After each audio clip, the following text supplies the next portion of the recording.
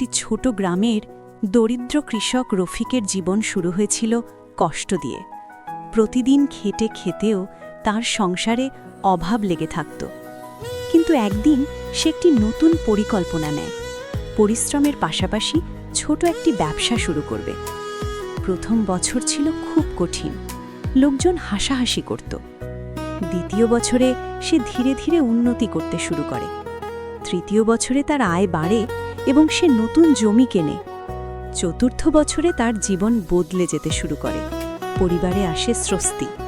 আর পঞ্চম বছরে রফিক হয়ে ওঠে এলাকার সফল একজন মানুষ।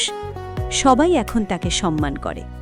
এই গল্প আমাদের শেখায় ধৈর্য, চেষ্টা আর সঠিক সিদ্ধান্ত জীবনের ভাগ্য বদলে দিতে পারে। যদি আপনি হাল না ছাড়েন, 5 বছরের মধ্যেই আপনার জীবনও বদলে যেতে পারে। এটি কোনো জাদু নয়, বরং কঠোর পরিশ্রমের ফল। প্রতিদিন একটু করে এগিয়ে গেলেই বড় পরিবর্তন আসে। আজ থেকেই শুরু করুন নিজের স্বপ্নের পথ চলা। সফলতা আপনার অপেক্ষায় আছে। শুধু বিশ্বাস রাখুন এবং চেষ্টা চালিয়ে যান। নিশ্চয়ই সফল হবেন।